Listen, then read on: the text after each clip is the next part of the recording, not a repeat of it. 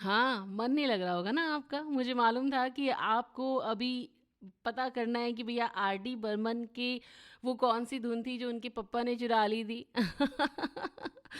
बिल्कुल, वो वाला पॉडकास्ट लेकर मैं हाज़िर हो गई हूँ। आज वही बात आपको बताने वाली हूँ अपने इस पॉडकास्ट में। आरजे पीजे का नमस्कार स्वीकार करिए। बॉलीवुड मीडिया में आप सभी का वेलकम है।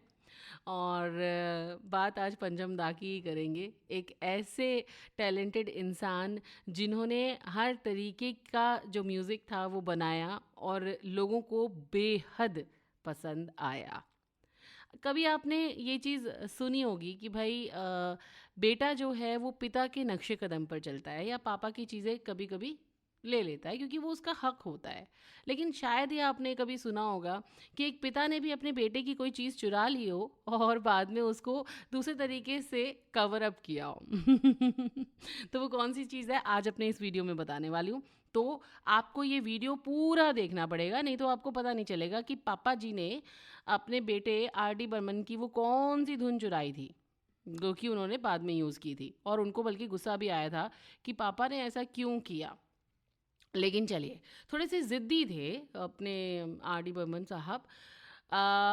एक्चुअली में उस्ताद अली अकबर ख़ां, पंडित समता प्रसाद और सलील चौधरी से संगीत की शिक्षा लेने के बाद जो आर.डी. बर्मन साहब थे, उन्होंने अपने पापा को असिस्ट करना शुरू कर दिया था। और कई बार काम की वजह से दोनों में थोड़ी-सी अनबन भी हो जाती थी। ऑब्वियसली यार ये होता है, हर बाप-बेटे में होता है, तो उनके बीच में भी होता था। तो आर.डी. बर्मन की ज़िद की वजह से कई बार बर्मन दास स्टूडियो से नाराज़ होकर चले जाते थे। लेकिन आखिर में बेटे की बात उन्हें माननी ही पड़ती थी। तो फिर हुआ क्या? भई सबसे पहले 1958 में गुरुदत्त ने आर.डी. बर्मन को फ़िल्म राज में म्यूज़िक कंपोज़ करने का मौका दिया, लेकिन ये फ़िल्म कभी बन ही नहीं सकी। इसके बाद उन्होंने 1961 की फ़िल्म 16वां साल में बतौर म्यूज़िक डायरेक्टर करियर की शुरुआत की। दरअसल महमूद इस फ़िल्म में एस.डी. बर्मन से गाने कंपोज़ करवाना चाहते थे। जब इस सिलसिले में वो उनके घर पहुँचे तो एस.डी. बर्मन ने ये फ़िल्म करने से मना कर दिया और इसी समय महमूद की नज़र पास के कमरे में तबला बजाते हुए आर.डी. बर्मन पर पड़ गई। फिर क्या था? महमूद साहब ने इस फ़िल्म के गाने कंपोज़ करने की ज़िम्मेदारी आर.डी. बर्मन को दे दी। और आर.डी. बर्मन के कंपोज़िशन की पहली हिट फ़िल्म तीसरी मंज़िल जो कि 1966 में आई थी वो थी और इस फ़िल्म के गाने आजा आजा मैं हूँ प्यार तेरा और ओ हसीना जुल्फ़ों वाली ज़बरदस्त हिट रहे और आज भी हम इन गानों पर डांस करते हैं जब भी कोई डिस्कोथेक में होता है, कोई फंक्शन होता है ना? करते हैं ना? कंपोज़ किए थे। तो पिताजी ने जो फ़िल्म मना की थी उन्होंने वो एक्सेप्ट की, उसके बाद इनका जो सफ़र था वो शुरू हो गया। लेकिन अब उस बात को करते हैं जिसका आपको बहुत ही बेसब्री से था इंतज़ार। मेरे ये इस आर.डी. बर्मन साहब के बारे में मैं बात कर रही हूँ, उसकी सेकंड कड़ी है ये और अगर मैं उस बारे में बात ना करूँ कि उन्होंने कौन-सी धुन ली थी, तो वो बड़ी नाइंसाफ़ी हो जाएगी। एक्चुअली कम ही उम्र में आर.डी. बर्मन का झुकाव अपने पापा की तरह ही गायकी में रहा और वो गायकी को इतना ज़्यादा मतलब अपने अंदर ले लेते थे कि उन्होंने पढ़ाई से भी अपना ध्यान उनका कहीं न कहीं हट गया क्योंकि भई जब इंसान के अंदर टैलेंट ज़्यादा होता है ना तो फिर वो मतलब वो एक डेस्टिनी थी उनकी कि उनको इस तरफ आना ही था। तो उसका नतीजा ये हुआ कि 9 साल की उम्र में उनका उनके जो थे वो नंबर कम आए और जब पापा को ये बात पता चली तो उन्होंने पूछा कि क्या तुमने पढ़ाई नहीं करनी है क्या? आखिर तुम्हें करना क्या चाहते हो तुम? तो उनको जवाब मिला मैं आपसे भी बड़ा संगीतकार बनना चाहता हूँ। तो पापा एस.डी. बर्मन बोले कि तुमने आज तक कोई धुन भी बनाई है?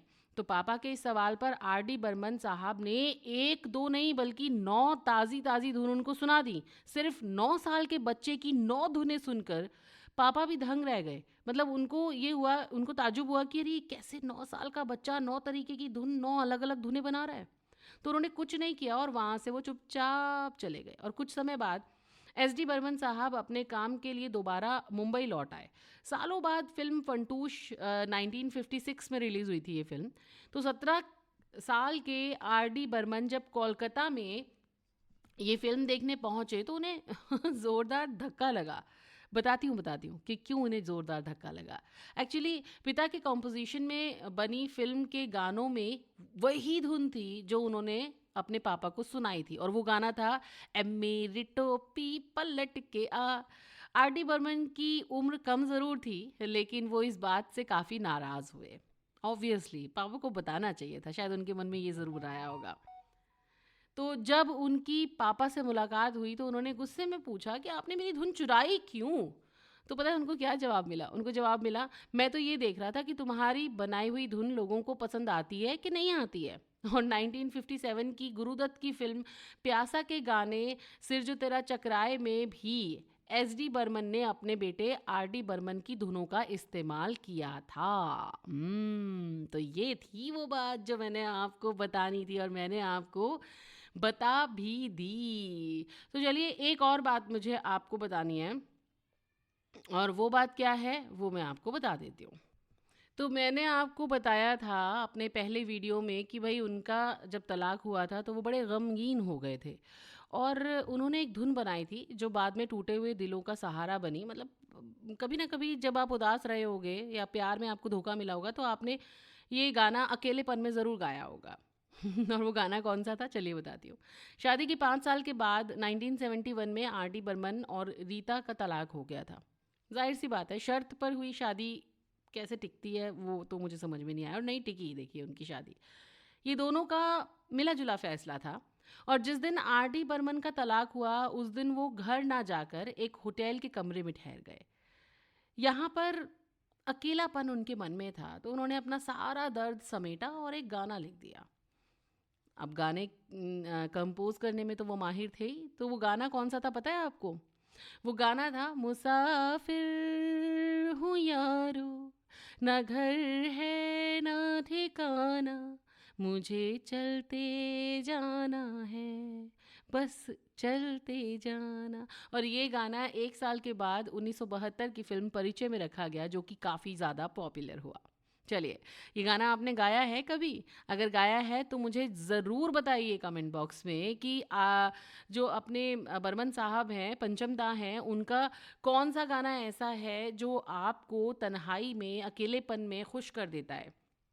जल्दी से मुझे वो गाना लिखकर बताइएगा आप। ठीक है, और अब मैं बताती हूँ कि पंचम दा ना खाने पीने के बड़े शौकीन थे, और उनको तीखा खाना बड़ा पसंद था। ये अलग सी बात है जो मैं बताने वाली हूँ। ख़ासतौर से ना वो तीखा जब मिलता था उनको तो वो बड़े खुश हो जाया करते थे। तो वो मिर्च खाने के इतने शौकीन थे कि आपको पता मालूम है 400 तरीके की मिर्चें हैं। पूरे अगर मैं दुनिया भर की बात करूं तो 400 प्रजातियों की, 400 तरीके की किस्मों की मिर्चें हैं, लेकिन पंचम दा के घर के आंगन में या घर के बागवानी में 200 तरीके की मिर्चें उन्होंने उगा के रखी हुई थी। 200 तरीके की मिर्चें पंचम दा के होम गार्डन में थी, और उन्हें बागवानी भी बड़ी पसंद थी। वो तीखा खाते ज़रूर थे, लेकिन जब म्यूज़िक बनाते थे तो बहुत मीठा और बहुत सुरीला बनाते थे। तो कैसा लगा आज का ये वीडियो? आप मुझे ज़रूर बताइएगा कमेंट बॉक्स में कमेंट करके कि आपको मेरी आवाज़ पसंद आ रही है कि नहीं आ रही है। ये मैं ज़रूर जानना चाहूँगी।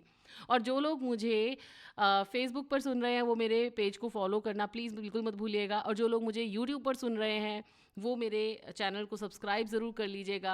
आपके ढेर सारे लाइक्स की ज़रूरत है, ढेर सारे शेयर्स की ज़रूरत है, कमेंट की ज़रूरत है, तो प्लीज़ कर दीजिएगा। आपके साथ की ज़रूरत है जो मैं हमेशा मांगती हूँ। तो बॉलीवुड मेनिया में अगला जो वीडियो मैं लेकर आऊँगी पंचम दा के ऊपर, तीसरी कड़ी जो लेकर आऊँगी वो रहेगा पंचम दा और आशा भोसले के लव जो मैरिज हुई थी उनकी, लव का किस्सा। तो उसको सुनना है